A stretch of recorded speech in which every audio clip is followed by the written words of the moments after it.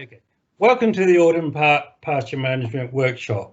Today I'll be giving my views on autumn pasture management, both theory and practical.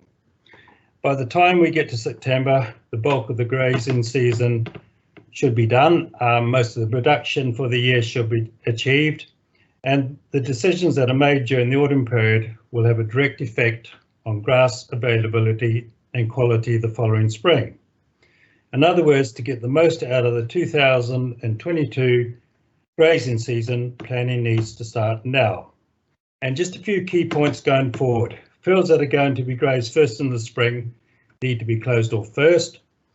Allow at least 4 months for grass to regenerate over the winter, i.e. 100 to 120 days from grazing in the autumn to first grazing in the spring, as it may take over 30 days for each leaf to be produced during the winter. The rule of thumb for rotation length, 120 days winter, that's the dry period, or when the cows are not on the fields. 60 days late winter, early spring. 30 days mid-spring. 21 days peak growth, that's actually when you're taking silage off, and you will get down to 21 days. And in fact, actually leaves will start appearing every 7 to 8 days anyhow. Back to 30 days in the summer, and 45 days autumn, and 60 days late autumn. And I'm a great believer of actually using rotation lengths to plan your farm and actually work through it. So just before we actually progress, I took this slide off the GrassCheck website. It's the latest figures that actually Kat put up the other day. It demonstrates the quality and the growth that actually we've got at the moment, and to be perfectly honest, it's pretty good. Some pretty good stuff out there. You know, figures of 18.5% dry matter, 21.2% protein, and 11.5% energy are pretty good overall. And the feedback actually I've had from a lot of dairy farmers I've spoken to over the last few days confirms that the quality, and if anything, the comments have been that actually dry matter content is higher than actually what's showing. So cows are tending to leave more behind in the fields than what they would do normally. So that does prove a point. So what we're going to cover during this presentation, I will do a slowed-on review. We will look at actually autumn management overall, which will include a monthly guide, and then at the end of it I will actually finish with the theory versus practical. And to use the practical session, yes, it's a farm in New Zealand and it is my property that I had before I left, but it is a way of actually demonstrating that actually theory doesn't always work, and sometimes you have to take a step back and actually look at what you're doing. Autumn pasture management. The rule of thumb, fields and paddocks should be grazed out tight. You know, we talk 1,500 kilograms if that can be achieved. This will result in high quality swards in the spring. For sheep, the first paddocks closed should be sheltered and close to the lambing area. For dairy or beef, the first paddocks closed should be those that have easy access or suitable for early turnout. Grazing rounds should be lengthened, and the tools that can be used to lengthen the round are destock by removing any culls from the property, housing some stock, and of course a simple one, supplementary feeding. So just actually looking at the grass growth curve, and if we look at this section just here, where we're up to is 3/4 of actually the grazing season's been done. Okay, so the rest that's left, there's only 1/4 of the grazing season left, or the grass growth left this year. And to be perfectly honest, anything else that comes in this last quarter is actually what I class as a bonus. But it's really, really important of how well you manage that section, and just keep the farm in what I call a growing state for the following spring.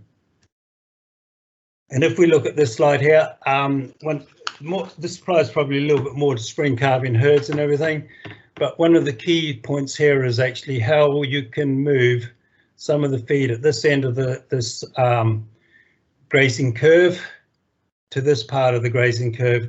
And what I've done is I've put a line in here sort of which would highlight demand on a spring calving herd, And what we're trying to do is actually move feed from here if possible and fill up this gap here, so we're not having to feed as much supplement and everything.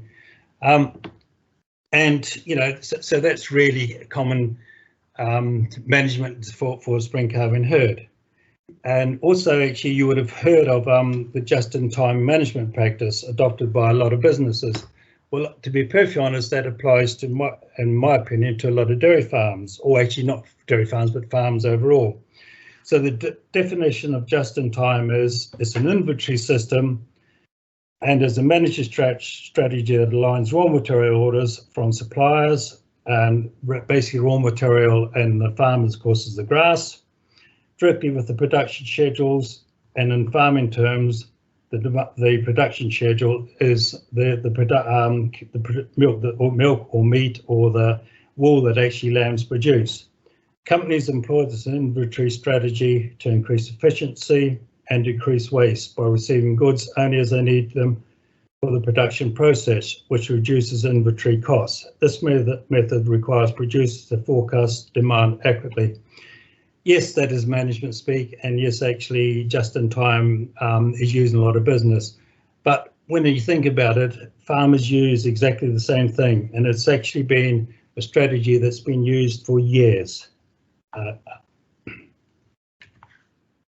So let's do a quick review. At this time of the year, I think it's quite important to sort of sit back and think about what's happened on the farm in the past year. You know, what paddocks produced well and what paddocks didn't. Look at the management of those paddocks that were growing above average yields. What was actually done differently on those paddocks? If possible, repeat that management on other paddocks the following year. Ask why some paddocks are underperforming. It may be due to soil conditions, soil compaction, wet soils, which of course drainage can actually rectify, lack of organic matter, or poor grass varieties. And you know, the best way to explain it is, you know, people will want to go out and reseed, but to be perfectly honest, reseeding is only part of the solution.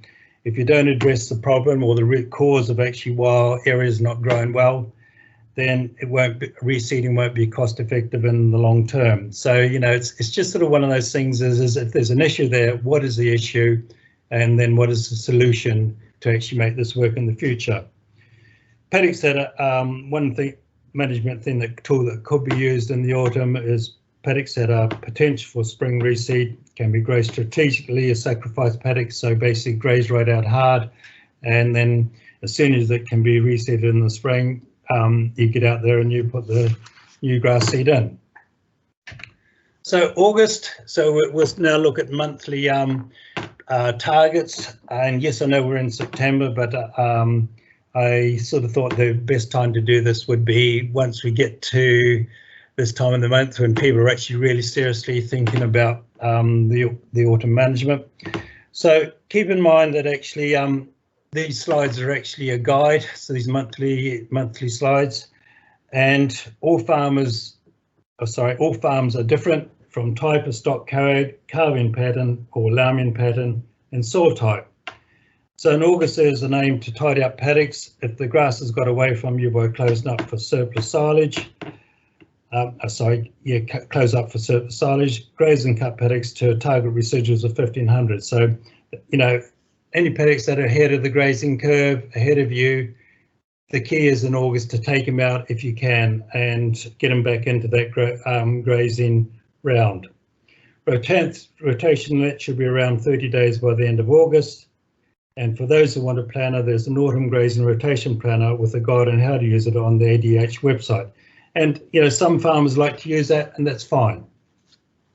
In September, the highest average farm cover should be achieved by mid to late September. Aim to have the rotation length of more than 45 days by the end of the month. And you know, actually it could even be more, 45 plus, to be perfectly honest. And of course, some areas have got MVZ restrictions, so that comes into play mid-September, and that has to be kept in mind. Then we move on to the month of October. And it's really, in theory, the beginning of the last rotation. So if you sort of think of it, a paddock grazed at the beginning of October and not grazed to the beginning of February, that is actually 120 days anyhow. But the aim in October is to have a rotation at the 40 days from the start of the month, and by the end of the month, that extended out to 60 days. To extend and the way of extending the grazing round, which is what I mentioned before, is destocking, culls or stock taken off the grazing platform, or feeding supplements. The last rotation should start around mid-October, and depending on soil type and sources and system of farm, and ensure all covers less than 300,000 kilograms are grazed if possible. But of course, there is an assumption with this that actually stock has been removed from the grazing platform, and if it's not, then actually 3,000 covers would need to be carried forward to actually be used if stock are actually staying on the platform. Graze paddocks to a target residual of 1,500 to encourage winter tillering. Autumn calving herds will in most cases by the end of October be housed to set up on winter winter ration prior to mating. November, December is really what we'd class as the closing period. Aim to finish the last rotation round late November, mid-December, depending on the stock type, system and soil type. Finish the last 40% of the grazing platform in November, and close to a target average farm cover of 2,100 to 2,200. And once again, these are all theoretical things, and they are targets, but actually how it affects or works on your farm as an individual. So we're going to look now at actually theory versus the practical. The assumption is the farm is easily accessed. Growth curves are the same right across the country, and to be perfectly honest, this is definitely not the case in the UK. And it is important to plan your farm, i.e. which paddocks can be grazed first, which paddocks can be accessed first. The reality is, for early turnout, there has to be good infrastructure in place with easy access to the dry paddocks. And I put this slide in there because, this is actually off the GrassCheck website once again. But if you look at the difference in the country, southern England, and this slide has actually probably had more of an even grass growing curve than Scotland. It's quite interesting when you look at Scotland, Wales and Northern England. In a way, the pattern's very, very, very similar. But once again, climate is very, very different right throughout the country. The UK has actually got quite a diverse climate. And not only is there actually a diverse climate, there is quite a difference in soil types. You can go from brash to sand to really wet, loamy soil and everything. So the key is it's not a one size fits all when it comes to grassland management. So, and it's really actually how on your farm you adapt to actually the growing cycle. So theory versus practical. Like I said, I was going to use the farm I had in New Zealand, and this is actually taken from at the back of the farm looking down onto the furthest area, which was about 3.5 kilometres from the milking parlour. And just by that river that's running there was actually probably one of the best trout fishing rivers in New Zealand. And I've even known English people to go back to New Zealand to just fish on that river. But so when we actually look at this farm, I've put in the boundaries here, so that these grey lines. So from this milking parlour, which was here, to the furthest point, which was down here, was 3.5 kilometres. From the road to the milking parlour was 1 kilometre, so it was very narrow at the front and it widened out.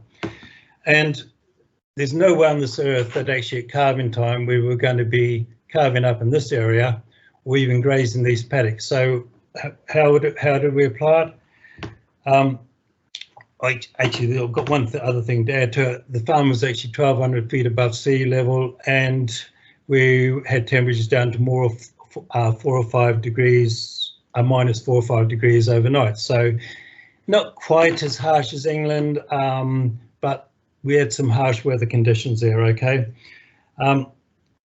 So how do we apply this? We actually sort of split this farm into sections, and in the autumn, when we're sort of thinking about actually drying off and everything, or get into the later part, which would be sort of November time equivalent, we would be looking to just graze out the bottom section of the farm, which would be this part here, probably up to about 40% of the farm.